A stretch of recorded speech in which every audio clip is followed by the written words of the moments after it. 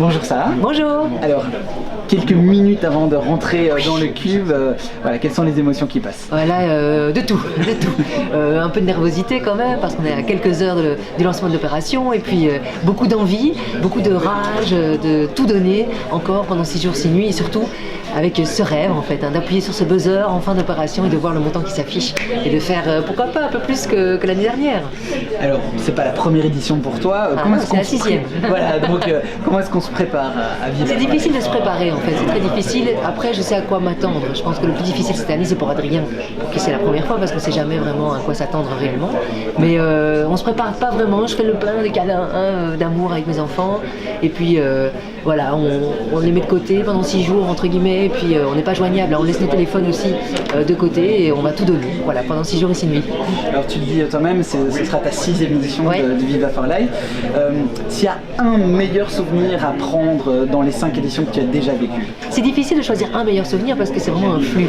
Toutes les opérations de Viva for Life, c'est vraiment du non-stop, 144 heures chaque fois. Et donc, chaque fois, le meilleur souvenir, c'est le buzzer et le montant qui s'affiche, ça c'est sûr. Après, retirer un élément de la vie du cube, c'est assez compliqué et complexe.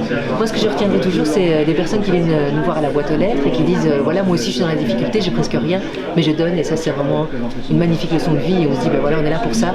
En fait, ici, nous trois, enfermés dans le cube, on se prend comme ça un élan d'amour, de générosité, que ce soit dans les regards, que ce soit dans les dons, que ce soit au téléphone. C'est juste dingue. Et donc après, on se remplit, et puis après quelques jours, on explose, quoi. Donc on se contrôle plus. Alors Nivelles, c'est la 2e édition naturellement. Oui. C'est très loin de chez toi, forcément, en tant qu'habitant de Senef. Voilà. Ouais. Donc du coup, c'est assez spécial, non? C'est très spécial et c'est confort en même temps. Voilà, on n'a pas toute la route à faire. Après, c'est vrai que c'est spécial parce que du coup, il y a beaucoup plus de monde que je connais qui vient me voir. Voilà, que ce soit à l'école des enfants, que ce soit dans les clubs sportifs, que ce soit les amis. C'est vrai que c'est assez particulier. Et en même temps, pour mes enfants, j'essaie vraiment de dire que c'est une autre planète. Ils connaissent les lieux, hein, ils savent, mais j'ai pas trop envie qu'ils viennent me voir, même s'ils sont tout près, même si ma puce voilà, fait du sport pas loin du tout, mais voilà, je préfère voir maman à travers une vitre. Je trouve que ça n'a pas beaucoup de sens. Voilà, même s'ils sont très curieux. Ok.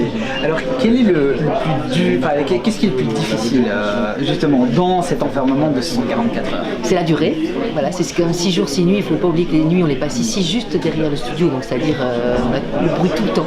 C'est le manque de silence en fait, c'est ça, on est dans le bruit tout le temps, jour et nuit, et donc c'est le sommeil, je dirais, le plus difficile, et la fatigue qui s'installe en général.